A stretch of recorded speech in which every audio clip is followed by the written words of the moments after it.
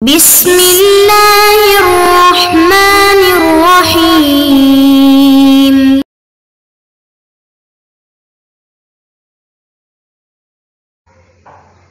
اعوذ باللہ من الشیطان الرجیم، بسم اللہ الرحمن الرحیم۔ عزیز طلباء کرام، السلام علیکم ورحمۃ اللہ وبرکاتہ۔ امید ہے آپ سب خیر و عافیت سے ہوں گے۔ جواہر البلاغہ حصہ دوم، سبق نمبر 35۔ جیسا کہ آپ عزیزان جانتے ہیں، مجاز کی 4 قسمیں بنائی گئی تھیں۔ ان میں سے ایک مجاز مفرد مرسل تھا، دوسرا مجاز مفرد بالاستعارہ، اسی طرح پھر مجاز مرکب مرسل اور مجاز مرکب بالاستعارہ۔ تو ان میں سے مجاز مفرد مرسل کے بارے میں تفصیل سے گفتگو ہو گئی۔ بحث رابع مجاز مفرد بالاستعارہ کے بارے میں ہے۔ اس بحث میں ہم یہ پڑھیں گے کہ مجاز مفرد بالاستعارہ ہے کیا، اس کی تعریف کیا ہے، اور پھر اس کی کتنی قسمیں ہیں، جتنی بھی تقسیم بندی ہے وہ سب کے سب اس بحث میں اور اس کے بعد کی جو ابحاث ہیں ان میں موجود ہیں۔ مجاز مفرد بالاستعارہ، سب سے پہلے صاحب کتاب ایک تمہید لے کر آتے ہیں، ایک مقدمہ لے کر آتے ہیں۔ تو تمہیدی گفتگو میں صاحب کتاب استعارہ کے بارے میں ہمیں اجمالاً سمجھانا چاہتے ہیں کہ استعارہ ہے کیا چیز۔ اس کے بعد پھر استعارہ کی تعریف کرتے ہیں، استعارہ کے جو ارکان ہیں وہ بیان کرتے ہیں، اور باقی جو تفصیلات ہیں وہ بیان کرتے ہیں۔ صاحب کتاب فرماتے ہیں کہ تشبیہ اور استعارہ دونوں میں در حقیقت ایک چیز کو دوسرے پر قیاس کر کے اس کے ساتھ تشبیہ دے کر اسے واضح طور پر بیان کیا جاتا ہے، لیکن ان دونوں میں فرق ہے۔ یہاں پر صاحب کتاب یہ بیان کرنا چاہتے ہیں کہ تشبیہ اور استعارہ تقریباً ایک ہی چیز ہے، اتنا کوئی بڑا فرق نہیں ہے۔ سمجھانے کا انداز تقریباً تشبیہ اور استعارہ میں ایک ہی ہے، البتہ تھوڑا سا فرق ان دونوں میں موجود ہے۔ باقی تشبیہ اور استعارہ میں سمجھانے کا انداز تقریباً ایک ہی ہے، لیکن پھر بھی فرق موجود ہے۔ تشبیہ ایک الگ طریقہ ہے اور استعارہ ایک الگ طریقہ ہے، لیکن بنیادی بیسک جو انداز ہے وہ دونوں کا ایک ہے، بیسک طریقہ تقریباً ایک ہی ہے۔ لیکن جب ہم تھوڑا سا آگے چلتے ہیں تو پھر ہمیں پتہ چل جاتا ہے کہ نہیں، تشبیہ اور استعارہ میں ایک فرق ضرور ہے، اگرچہ بیسک بنیادی طور پر ان دونوں میں کیا کیا جاتا ہے کہ ایک چیز کو دوسرے پر قیاس کیا جاتا ہے اور اس طرح سمجھایا جاتا ہے۔ مثلا ایک مثال دیتے ہیں، زید کالاسد، زید شیر کی طرح ہے۔ تو اس میں کیا ہوا؟ اس میں زید کو شیر پر قیاس کیا گیا اور اس طرح سمجھایا گیا کہ زید جو ہے وہ شجاع ہے۔ استعارہ میں کیا ہوتا ہے؟ استعارہ میں بھی یہی ہوتا ہے۔ مثلا ایک مثال دیتے ہیں کہ رأیت اسدا فی المدرسۃ، میں نے شیر کو دیکھا مدرسے میں۔ اب یہاں پر آپ دیکھیں کہ شیر سے مراد کیا ہے؟ رجل شجاع ہے، یعنی رجل شجاع کو قیاس کیا گیا کس پر؟ شیر پر۔ اب ایک لحاظ سے دیکھیں تو یعنی بیسک جو انداز ہے کہ ایک چیز کو دوسرے پر قیاس کیا جاتا ہے اور اس طریقے سے سمجھایا جاتا ہے، جس طرح کہ پہلی مثال میں زید کو شیر پر قیاس کیا گیا، دوسری مثال میں بھی رجل شجاع کو شیر پر قیاس کیا گیا، جو کہ استعارہ کی مثال ہے۔ تو اس لحاظ سے تو دونوں تقریباً ایک جیسے ہیں، لیکن پھر تھوڑا سا فرق بھی ہے کہ جس کی وجہ سے تشبیہ ایک الگ چیز ہے اور استعارہ ایک الگ چیز ہے۔ بعض افراد نے تو تشبیہ اور استعارہ کو یعنی بعض علماء بلاغت نے تو تشبیہ اور استعارہ کو ایک ہی قرار دیا ہے، لیکن ایک نہیں ہے، فرق ان دونوں میں موجود ہے۔ اب تشبیہ اور استعارہ میں فرق کیا ہے وہ صاحب کتاب ہمیں بتانا چاہتے ہیں۔ فرماتے ہیں کہ استعارہ میں بھی ایک چیز کو دوسری چیز سے تشبیہ دی جاتی ہے، لیکن اس میں فقط مشبہ یا مشبہ بہ کو ذکر کیا جاتا ہے اور اسی پر اکتفا کیا جاتا ہے۔ یعنی استعارہ میں بھی آپ ایک چیز کو دوسری چیز کے ساتھ تشبیہ دیتے ہیں، تشبیہ میں بھی ایک چیز کو دوسری چیز کے ساتھ تشبیہ دی جاتی ہے۔ اس لحاظ سے دیکھیں تو دونوں ایک ہی ہے، لیکن فرق کیا ہے؟ فرق یہ ہے کہ تشبیہ میں مشبہ اور مشبہ بہ دونوں کو ذکر کیا جاتا ہے، لیکن استعارہ میں کیا ہوتا ہے؟ استعارہ میں مشبہ اور مشبہ بہ میں سے ایک کو ذکر کیا جاتا ہے، ایک کو ذکر کیا جاتا ہے اور دوسرے کو ملحوظ رکھا جاتا ہے۔ تفصیل سے ہم بعد میں پڑھیں گے۔ استعارہ کی ترکیب تشبیہ کی ترکیب سے بھی زیادہ بلیغ تر ہے۔ دوسرا فرق یہ ہے استعارہ اور تشبیہ میں کہ جو استعارہ کی ترکیب ہے وہ تشبیہ سے بھی زیادہ کیا ہوتا ہے؟ بلیغ تر ہوتا ہے۔ کیوں بلیغ تر ہوتا ہے؟ وجہ کیا ہوتا ہے؟ وجہ کیا ہے؟ وجہ یہ ہے کہ استعارہ میں الفاظ کم ہوتے ہیں، یعنی تشبیہ سے بھی کم الفاظ ہوتے ہیں، کیونکہ نہ تو ادوات و تشبیہ میں سے کوئی ہوتا ہے، نہ تو مثلا کیا کہتے ہیں وجہ و شبہ ذکر کیا جاتا ہے، اور پھر مشبہ اور مشبہ بہ میں سے بھی کوئی ایک ہوتا ہے، تو کیا ہو گیا؟ بہت کم ہو گئے نا، جبکہ تشبیہ میں ایسا نہیں ہے۔ اور یعنی ایجاز ہے، استعارہ میں تشبیہ کی نسبت زیادہ ایجاز ہے، اور جب زیادہ ایجاز ہے تو اس لیے زیادہ بلاغت بھی استعارہ میں موجود ہے۔ دوسری ایک وجہ بھی ہے کہ جس کی وجہ سے استعارہ جو ہے وہ، یعنی جو استعارہ کی ترکیب ہے وہ تشبیہ کی ترکیب سے زیادہ بلیغ تر ہے، وہ یہ ہے کہ تشبیہ میں درست ہے، اس میں کوئی شک نہیں ہے کہ ایک چیز کو دوسری چیز کے ساتھ تشبیہ دی جاتی ہے اور تشبیہ میں مبالغہ ہوتا ہے، لیکن اس حد تک مبالغہ بھی نہیں ہوتا کہ جس حد تک استعارہ میں مبالغہ ہوتا ہے، حتیٰ کہ تشبیہ بلیغ ہی کیوں نہ ہو۔ یعنی استعارہ میں مبالغہ، یعنی جو استعارہ کی ترکیب ہوتی ہے اس میں مبالغہ تشبیہ کی ترکیب سے بہت زیادہ ہوتا ہے، لہٰذا اس وجہ سے جو استعارہ کی ترکیب ہے وہ تشبیہ کی ترکیب سے زیادہ بلیغ تر ہوتا ہے۔ ایک اور نقطہ جو صاحب کتاب ہمیں سمجھانا چاہتے ہیں وہ یہ ہے کہ تشبیہ کے تمام اقسام میں مشبہ اور مشبہ بہ جس معنی کے لیے وضع کیے گئے ہیں اسی معنی میں استعمال ہوتے ہیں، جبکہ استعارہ میں لفظ اس معنی میں استعمال ہوتا ہے کہ جس کے لیے وضع نہیں کیا گیا ہو۔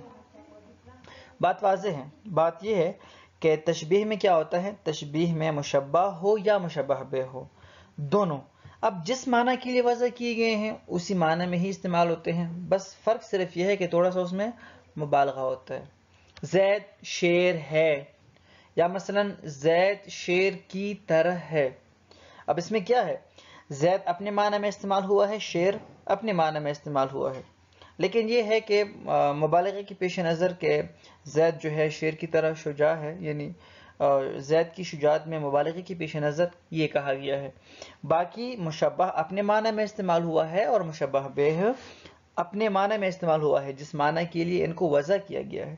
لیکن استعارہ میں کیا ہوتا ہے؟ استعارہ میں یہ ہوتا ہے کہ ایک لفظ یعنی جس معنی کے لیے وضع کیا گیا ہوتا ہے اس معنی میں نہیں بلکہ اس کے علاوہ کسی اور معنی میں استعمال کیا جاتا ہے، اصلاً اس لفظ سے وہ معنی لیا ہی نہیں جاتا کہ جس معنی کے لیے اس کو وضع کیا گیا ہے، اور یہی وہ وجہ ہے کہ جس کی وجہ سے یا تو فقط مشبہ ذکر کیا جاتا ہے اور یا مشبہ بہ ذکر کیا جاتا ہے، یعنی مشبہ کو ذکر کر کے اس سے مشبہ بہ مراد لیا جاتا ہے، اور اس طرح ایک ہی لفظ کے ذریعے سے دونوں کا کام تمام ہو جاتا ہے، ایک ہی لفظ جو ہے دونوں کی جگہ لے لیتا ہے، مشبہ اور مشبہ بہ دونوں کی جگہ لے لیتا ہے۔ اب مشبہ اور مشبہ بہ اس لیے کہہ رہے ہیں کہ آپ لوگ مشبہ اور مشبہ بہ کے ساتھ ہی عادی ہیں، پوری تشبیہ کی بحث گزر گئی، مشبہ اور مشبہ بہ کو یہاں پر یعنی جب استعارہ کا بحث ہے تو مستعار اللہ اور مستعار من اس طرح کے نام دیتے ہیں، باقی چیز وہی ہے، چیزیں وہی ہیں، لیکن نام چینج ہے۔ جب استعارہ کی بحث ہے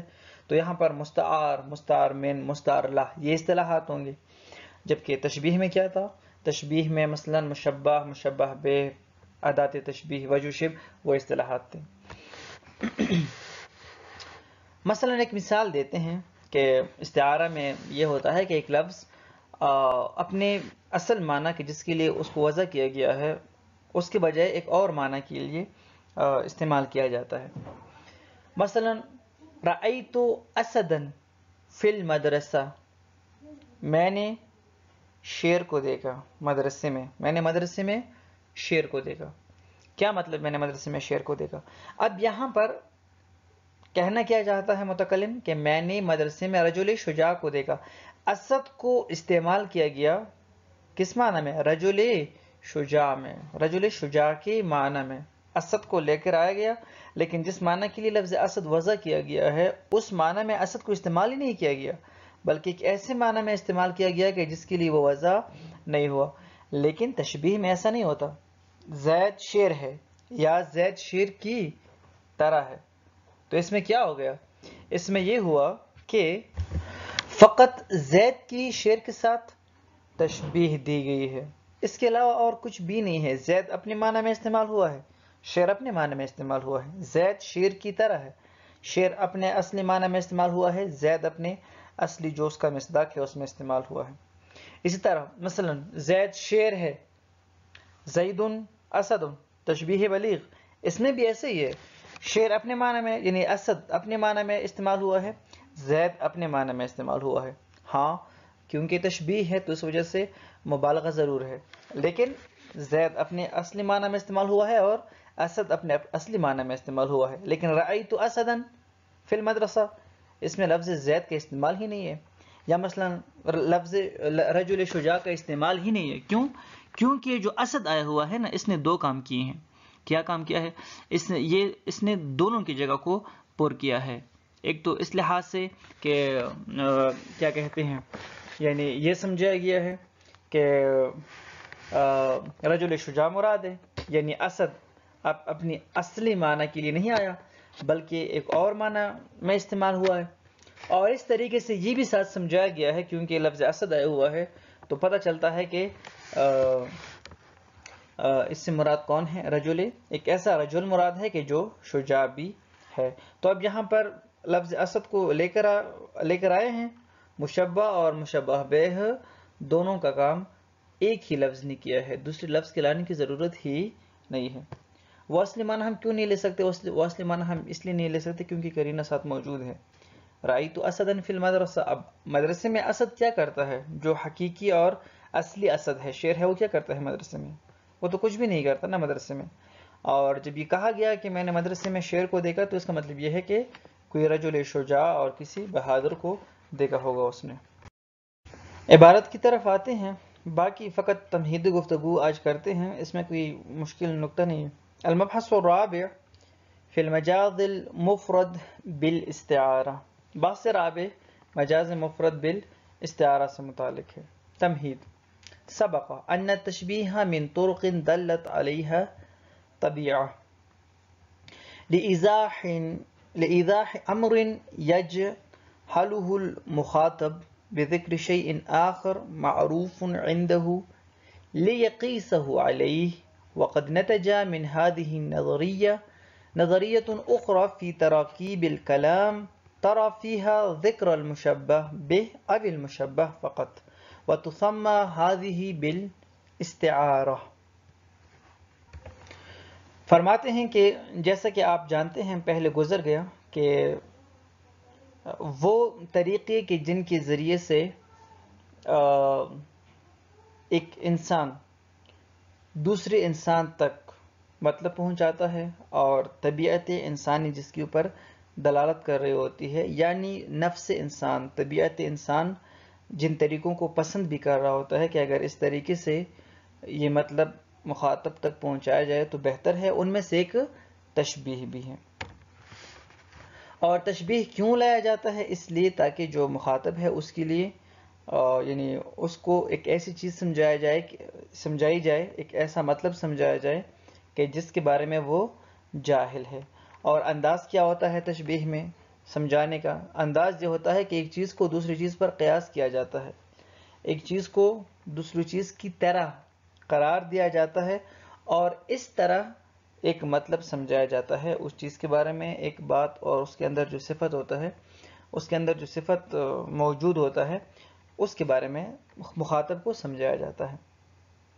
اب یہاں پر ایک اور چیز ہمارے سامنے آ جاتی ہے، وہ یہ کہ جب ہمیں یہ تو پتہ چل گیا کہ ہم اس انداز سے بھی کوئی مطلب مخاطب تک پہنچا سکتے ہیں کہ ہم ایک چیز کو دوسری چیز کے ساتھ قیاس کریں، ایک چیز کو دوسری چیز کی طرح قرار دیں اور اس طرح ہم ایک مطلب پہنچائیں، تو اب یہاں سے ایک اور چیز کی طرف، ایک اور طریقے کی طرف انسان متوجہ ہو گیا، ایک اور انداز کی طرف انسان متوجہ ہو گیا کہ جو تشبیہ ہی کی طرح ہے، یا آپ یہ سمجھیں کہ تشبیہ ہی ہے، البتہ اس سے تھوڑا سا اپڈیٹ ہے۔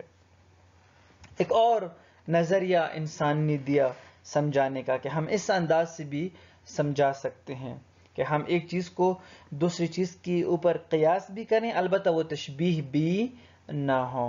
وہ کیا ہے؟ وہ یہ ہے کہ مثلا مشبہ اور مشبہ بہ میں سے فقط ایک کو ذکر کیا جائے۔ تشبیہ میں کیا ہوتا ہے؟ تشبیہ میں ہوتا ہے کہ ہم مشبہ اور مشبہ بہ دونوں کو ذکر کرتے ہیں، اگر ان میں سے کوئی ایک نہ ہو جملے میں تو پھر وہ تشبیہ نہیں رہتا۔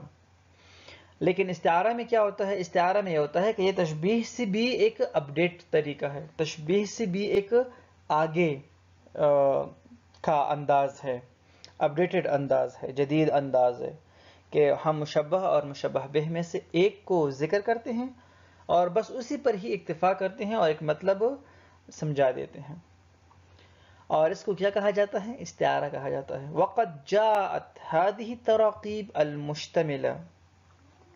الْمُشْتَمِلَةُ عَلَى الْاِسْتِعَارَةِ أَبْلَغُ مِنْ تَرَاقِيبِ التَّشْبِيهِ۔ فرماتے ہیں کہ یہ جو استعارہ والے تراکیب ہیں، یعنی استعارہ کی جو ترکیب ہے، یہ تشبیہ کی ترکیب سے بھی زیادہ بلیغ تر ہے۔ یہ جو استعارہ ہے یہ تشبیہ سے بھی زیادہ بلیغ تر ہے، کیونکہ استعارہ کی ترکیب میں کیا ہوتا ہے؟ استعارہ کی ترکیب میں ایجاز ہوتا ہے تشبیہ کی نسبت، یعنی تشبیہ کی نسبت استعارہ کی ترکیب میں زیادہ ایجاز پایا جاتا ہے، اور ساتھ یہ کہ استعارہ کے ذریعے سے آپ بالکل ایک چیز کو یعنی دوسرے کی جنس میں سے ہی قرار دیتے ہیں، بالکل اسی کی طرح قرار دیتے ہیں، مبالغے کی انتہا، جبکہ تشبیہ میں ایسا نہیں ہوتا۔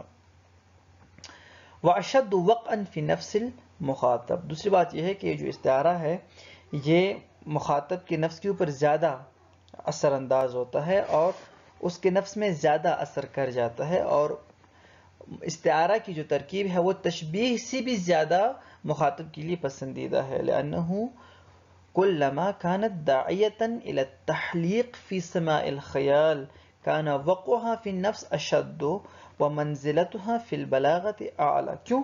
اس کی وجہ یہ ہے کہ آپ یہ تصور کرتے ہیں کہ ان کے درمیان جو تشبیہ ہے اصلاً آپ اس کو ختم کر دیتے ہیں، یعنی آپ یہ تصور کر لیتے ہیں کہ مثلاً جب آپ کہتے ہیں کہ مثلاً میں نے مدرسے میں شعر کو دیکھا، یعنی جب آپ استعارہ کے ذریعے سے سمجھا رہے ہوتے ہیں تو مشبہ اور مشبہ بہ کے درمیان جو وجہ شبہ ہے اس کو اصلاً آپ ختم کر دیتے ہیں، جو تشبیہ ہے اس کو آپ اصلاً ختم کر دیتے ہیں، بلکہ مشبہ کو مشبہ بہ کے جنس میں سے ہی قرار دیتے ہیں۔ یعنی جب آپ کہتے ہیں کہ میں نے مدرسے میں رجل شجاع کو دیکھا، اسد کو دیکھا، اور اسد سے آپ نے مراد رجل شجاع لیا، یعنی آپ نے سامنے والے کو یہ نہیں سمجھایا کہ جو مثلاً اسد ہے وہ ایک الگ چیز ہے، وہ ایک الگ جنس ہے، اور جو مثلاً رجل شجاع ہے وہ ایک الگ جنس ہے، اور یہ رجل شجاع جو ہے یہ مثلاً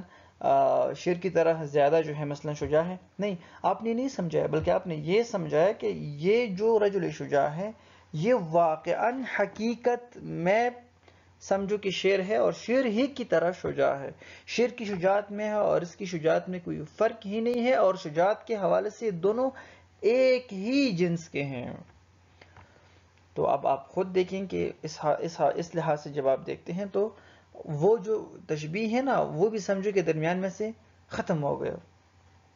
آپ اپنے خیال میں یہ تصور کر رہے ہوتے ہیں کہ ان کے درمیان جو تشبیہ ہے بس سمجھو کہ یہ بھی ختم ہو گیا، بلکہ یہ دونوں ایک ہی جنس کے ہیں، اور جب آپ اس انداز سے سمجھا رہے ہوتے ہیں تو جو سامنے والا ہے وہ بھی اچھی طرح سمجھے گا اور پسند کرے گا اس طریقے کو، اور اس کے لیے یہ طریقہ پسندیدہ بھی ہے، اور ساتھ یہ کہ مبالغے کے حوالے سے یہ جو انداز ہے تو یہ تشبیہ سے زیادہ عالی ہے، بلند ہے۔ ولا يخفى الفرق بين التشبيه البليغ والاستعارة على المتأمل فإنه في جميع أنواع التشبيه حتى البليغ يستعمل كل واحد من لفظ المشبه والمشبه به فيما وضع له، بخلاف الاستعارة التي يستعمل فيها اللفظ فی غیر ما وضع لہ.